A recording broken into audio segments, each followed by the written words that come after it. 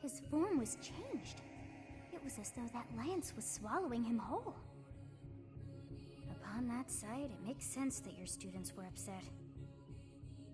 I wonder if those relics truly hide such power. Yet even still, that power seems familiar. That form as well. As one who wields the sword of the Creator, does that mean you possess that power too? Professor, you have returned. The goddess is indeed generous with her divine protection. I have already heard Gilbert's report about what happened. See to it that you keep what transpired at the tower to yourself. People would lose faith in the nobles should rumors spread of one using a relic and transforming into a monster. All regions of Fodland would fall into chaos. We must avoid that at all costs. Please ensure the students who accompanied you understand that as well. Have I made myself clear? His transformation into a black beast was nothing short of divine punishment from the goddess. Punishment for someone arrogant and foolish enough to use a hero's relic even though they were unworthy and unqualified.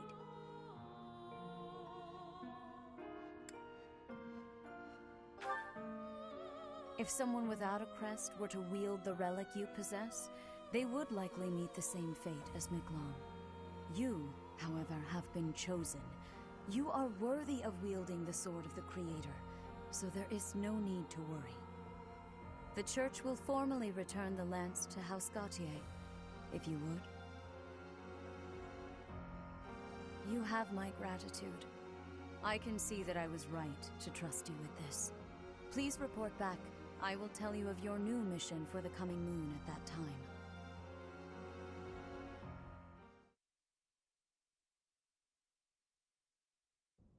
I assume the Archbishop was pleased with your performance. Did you return the Lance of Ruin? I keep thinking about what Gilbert told us.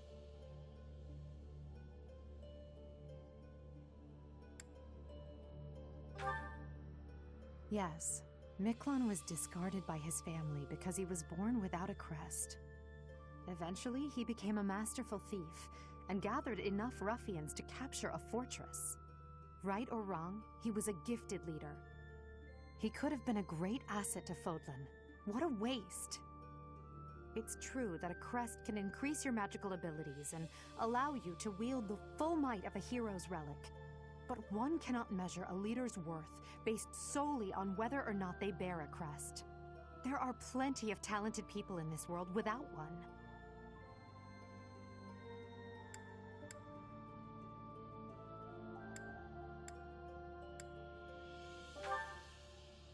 People believe crests are blessings from the goddess, that they're necessary to maintain order in Fodlan. But the people are wrong. Crests are to blame for this brutal, irrational world we live in. Their power is granted only to a select few, whom we elevate and allow to rule the world. Have you ever wondered if the only way to create a truly free world is to dispense with the goddess and the crests? Do that, and people will have no choice but to rise and fall by their own merits. Lady Edelgard, I question whether you revealed too much to the Professor. Perhaps I did. It is true that our teacher possesses a rare talent. Even I cannot deny it. The ability to wield the sword of the Creator is concerning. I've already explained this to you. My power alone is insufficient. That's why I'm borrowing power from those people. If our teacher can wield it in my stead, I believe that would be for the best. It's a risk. A dangerous one. You leave me no choice but to take matters into my own hands. Please excuse me. I can't hide from the truth. I can't do all that I must on my own. If all I can rely on is my own ambition, my path won't be easy. Is it so risky to reach out my hand? Father, I swear I will not stop until I succeed. my regret, my grief, my whole life. I've thrown it all away into the darkness.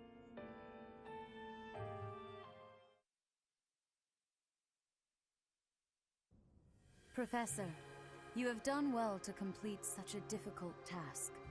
You have shown exceptional skill in leading your students. I am forever grateful for the safe return of the hero's relic. Just as I expected, you have mastered the sword of the Creator. Now then, I shall tell you about your mission for the coming month. Archbishop!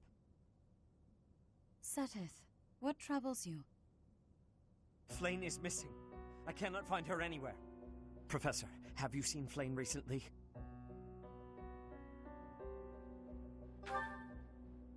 I have searched everywhere. Where could she be? She may be in danger. Oh no, no, no, what am I to do? Calm yourself, Seteth. Professor, we shall continue our discussion another time.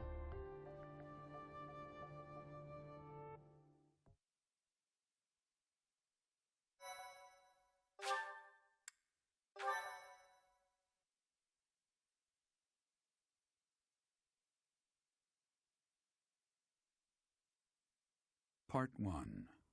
White Clouds. Horsebow Moon. Rumors of a Reaper.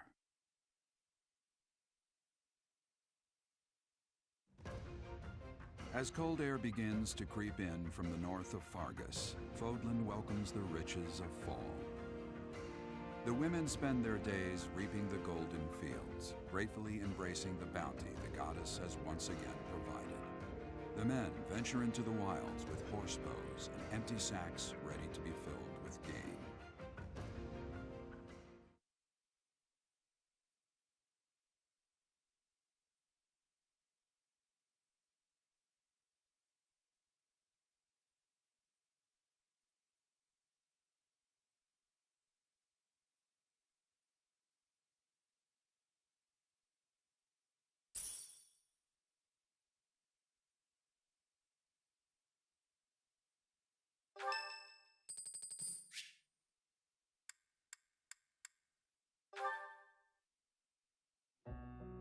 Hello, Professor. You seem to be in good health.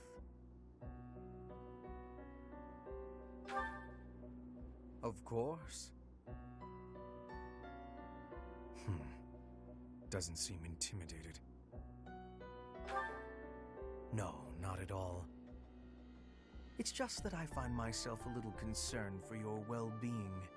You see, Lady Edelgard has taken something of an interest in you.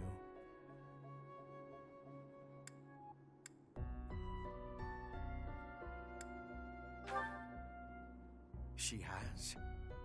And it's beneath you to be so glib. There is something you need to understand about the role I play here. One of my many duties is to determine potential advantages and potential threats to Her Highness. If you prove yourself useful to Lady Edelgard, then all will be well. If you pose a threat, I shall have to dispose of you. Yes, this is no joke. While I may be a student here, I am her servant first and foremost. Therefore, if an untimely demise is not to your liking, you would do well to demonstrate your utility with all haste. I should warn you that I am far less compromising than Lady Edelgard. Do not be at ease merely because you stand in her good graces for the time being.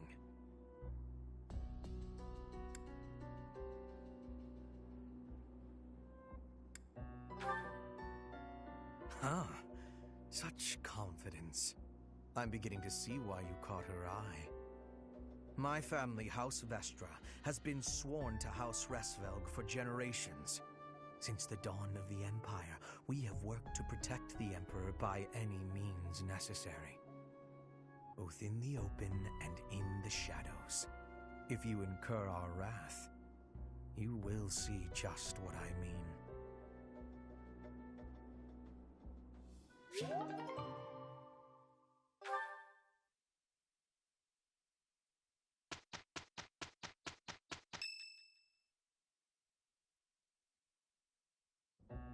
As I believe you are already aware, Seteth's younger sister Flayn has gone missing. At present, all we know for certain is that she has not left Garreg Mach. Flayn is not the type of person to just wander off on her own without telling me where she is going. We have searched the monastery thoroughly, but have found nothing. I am now mobilizing the knights to begin searching the town. Troubling rumors have been running rampant lately. I do not wish to consider the worst, but...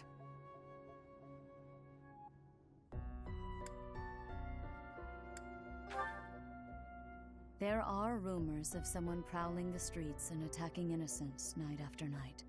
The Knights have investigated the matter. They have not discovered any remains, nor have they found any concrete evidence. The people are panicked.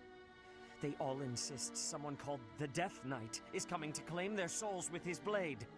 There is no way she could have escaped unscathed if she were captured by such a fiend. Where is she?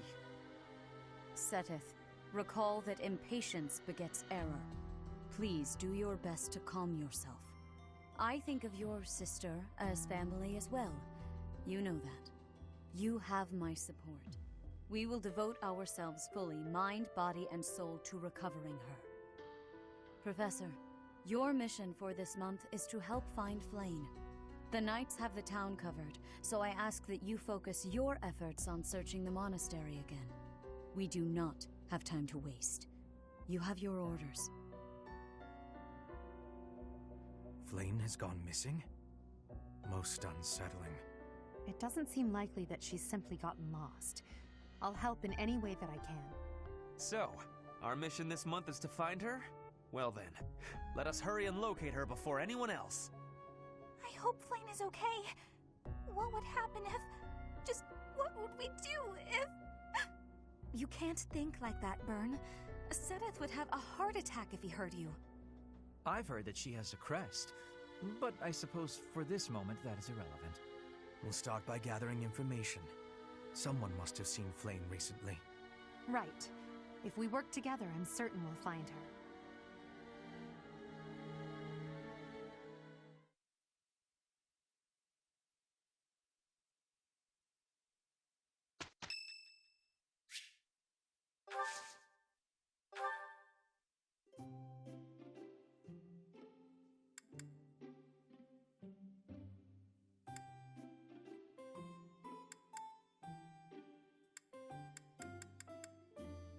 You have my thanks for giving me your spare time.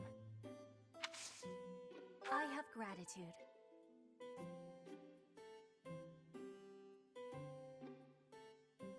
Perfect temperature.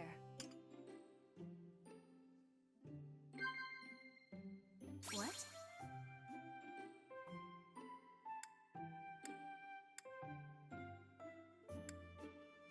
Inspirational.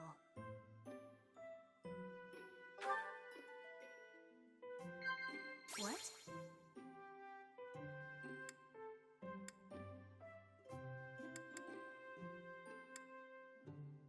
I have regret. Yes.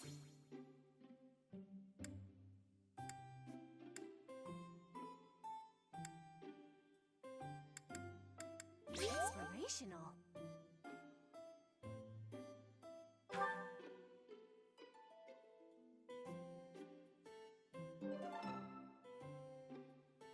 I will be waiting happily for you to be inviting me again.